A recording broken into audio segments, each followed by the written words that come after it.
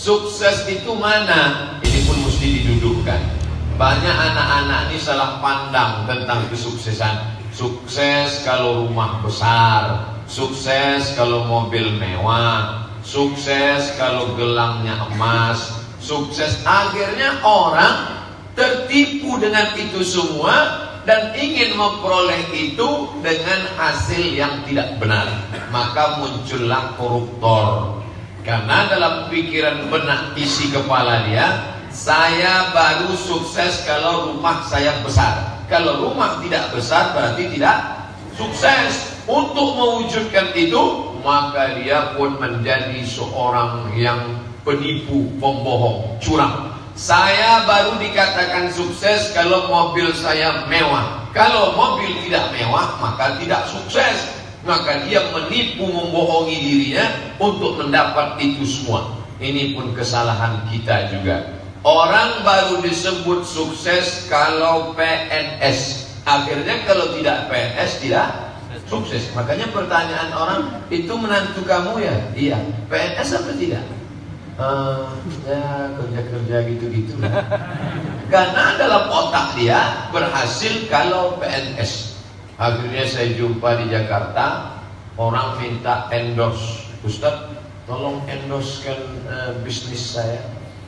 Nanti saya nih awalnya PNS Pak Ustaz, lulus di Inspektorat Jenderal. Lalu saya masuk jam 7 pagi, pulang jam 5 sore. Berangkat dari rumah takut macet, jam 6 pulang ba'da isya. Lambat gaji dipotong. Lama-lama saya pikir, saya ini kerja apa dikerjain? Akhirnya saya resign. Keluar dari itu, saya bisnis. Alhamdulillah sekarang saya punya karyawan. Cuman saya ingin Ustaz berikan endorse untuk bisnis saya. Iya insya Allah. Sudah itu saya tanya, endorse itu apa? Endorse itu ada lupa endorse. Wama adro kama endorse. Jadi Ustaz pegang bisnis saya ini, dan nanti kami rekam. Saudara-saudara, belilah barang ini, bersih, halal dan thayyibah, dan Anda akan sehat. Otak Anda sehat, mulut Anda sehat. Oh itu endorse tuh, iya. Oh, yalah kalau sekedar bercakap-cakap depan kamera memang kerja kita itu. Kenapa tak kau bilang dari tadi? Bilang aja bercakap-cakap depan kamera, kenapa pakai endorse? Nah, siapkan kameranya. Ya, kasih kode 1 2 3. 1 2 3. Assalamualaikum warahmatullahi wabarakatuh. Saudaraku seiman di seluruh Nusantara dimanapun berada, Anda bingung mau makan apa? Haraku tidak halal atau tidak? Makanlah produk ini, dijamin otak Anda sehat, pikiran Anda sehat, halal dan thayyibah. Allahu Akbar. Cocok, mantap Pak Ustaz. Langsung kita, itu rupanya endorse. Jadi dia berani keluar menjalani hidup. Justru adrenalin kita bangkit, semangat spirit. Life is adventure. Hidup adalah petualangan. Beda antara orang yang berpetualang dengan tak petualang. Disewanya mobil off-road dan bukan balik. Mobil off-road yang siap masuk jurang aja. Yang tak pernah dicuci itu. Lumpurnya 3 inci. Sewa mobil off-road. Karena kalau mobil biasa tak bisa. Masuk hutan, keluar hutan, masuk parit, keluar parit. Nah, setelah itu sampai ke tepi sungai, menyewa speedboat lagi. 2 kali sewa. Sewa mobil off-road, sewa speedboat. Nanti dari speedboat ini naik terus sampai ke tengah laut. Sampai di tengah laut memancing untuk menangkap ikan. Merasakan bagaimana petualangan menangkap ikan. Setelah dapat, lalu bawa pulang. Bagi orang yang ingin berpetualang, dia merasakan nikmat itu luar biasa. Tapi bagi orang yang tak ada jiwa petualang, ngapain sewa-sewa off-road? Ngapain buang-buang energi? Bagus ke pasar pagi Arengka. Pak, sekilo selesai. Dia tak merasa. Bagi dia, yang penting itu hasilnya. Sedangkan bagi orang ini yang penting bukan hasilnya, tapi proses menuju keberhasilan. Kira-kira bisa dipahami? Tak bisa, berarti belum sarapan pagi. Inilah yang kita ajarkan ke anak-anak kita. Jangan hidup ini mau cepat saji. Dulu orang Minangkabau untuk menghasilkan rendang yang tahan 1 bulan luar biasa. Mengonggong seng kelapanya. Kelapanya itu pula kualitas yang tinggi, sampai-sampai untuk mengambil kelapa itu tidak orang tapi barwa. You know I mean about the barwa. What is barwa? Barwa is the big monkey. What's that? Cingko. Singa. Kelapa tadi dari atas pucuk kelapa dijatuhkan. Dan kelapa yang paling berkualitas adalah kelapa yang berumur tua. Makin tua makin berminyak, makin bersantan. Dijatuhkan dari atas. Dan kelapa itu kalau jatuh suaranya luar biasa. Ada kelapa jatuh tak berbunyi.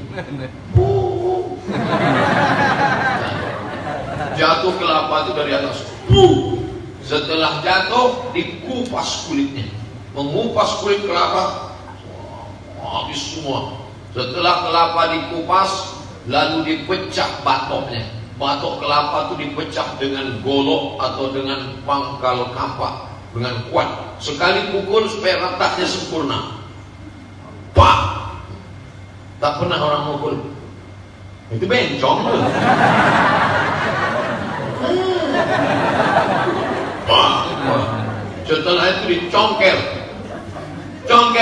Setelah dicongkel, diparut. Setelah diparut, ada yang mau digonseng atau diperas. Yang digonseng sampai kering, apinya tak boleh terlalu besar, apinya tak boleh terlalu kecil. Kalau terlalu kecil, maka dia tak masak. Kalau terlalu besar, maka dia gosong, tak enak. Sampai tercium aroma.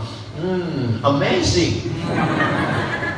Barulah menghasil gongseng kelapa yang berkualitas. Yang satu lagi diperas. Yang digongseng ini nanti akan menjadi rendang dan rancak bana. Lalu kemudian yang diperas itulah yang akan menjadi gulai santan. Dan santan inilah yang dimakan oleh masyarakat Minangkabau. Dan saya termasuk penikmatnya. Hasilnya luar biasa, kolesterol naik. Makanya rumah sakit khusus kolesterol hanya ada di Bukit Tinggi. Tidak ada tempat lain. Orang barat menyebutnya sebagai white poison. White putih, poison racun. Racun putih itu 2, 1 gula, 1 santan. Saya hanya sedang bercerita bagaimana orang berproses, bagaimana mengambil, bagaimana bukan isinya, tapi yang penting cara mencapai isi itu. Nah, itulah yang luar biasa. Ini sekarang anak-anak kita banyak tidak melalui proses itu. Saya baru pulang dari pesantren tertua terbesar di Sumatera. Nama pesantrennya Al-Mustafawiyah, didirikan oleh Syekh Mustafa Hussein. Karena nama pendirinya Syekh Mustafa, maka namanya Mustafawiyah. Kalau pendirinya Abdul Somad, tentu Somadiyah. Santrinya dipisah, laki-laki perempuan. Saya ceramah habis maghrib ke tempat perempuan. Ustaz, nanti kita tempat perempuan. Baik Pak Kiai. Di mana tempatnya Tuan Guru? Di atas bukit. Sampai ke atas, disambut sama santri perempuan, jumlahnya 5.000 orang. Mau nengok perempuan 5.000, merinding saya. 5.000. Menangis saya selama di jalan itu sampai ke atas. Kenapa? Teringat saya anak keponakan saya. Inilah akan menjadi perempuan-perempuan solehah. Dididik, ditinggalkan orang tuanya di sana. 5.000 orang. Masya Allah. Emang menengok anak-anak ini ingat kita anak kita.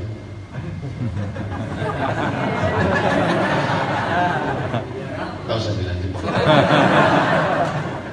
Besok paginya sama santri laki-laki. Santri laki-laki 11.000. Di total semua berapa sih? Pokoknya ramai lah. Banyak. Begitulah hebatnya santri Mustafawiyah. Tapi saya tengok yang dikasih asrama cuma yang perempuan.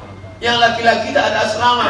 Di mana tinggalnya? Datang membuat pondok sendiri, memasak sendiri, mencuci sendiri, hidup sendiri, makan sendiri. Tapi yang dimuliakan Allah Subhanahu wa taala, maka kebenaran, kesuksesan yang hakiki adalah ketika engkau selamat di dunia dan selamat di akhirat. Itulah yang kita tanamkan ke anak kita. Jangan engkau menjadi orang penipu, tampil di depan orang banyak, hebat, dengan rumah yang besar, dengan kendaraan yang mahal, dengan perhiasan yang akhirnya menipu diri sendiri. Karena menurut dia sukses itu kalau perempuan punya cincin emas, gelang emas besar-besar, rantai besar. Itulah menurut dia sukses. Akhirnya karena dia tidak bisa, pergilah dia ke pasar bawah, dibelinya lah gelang palsu, rantai palsu. Ustaz kok tahu? Saya selalu jalan di situ. Dia tengok besar-besar. Ini kalian tak takut jual ini. Imitasi itu. Ustaz aja yang tak tahu.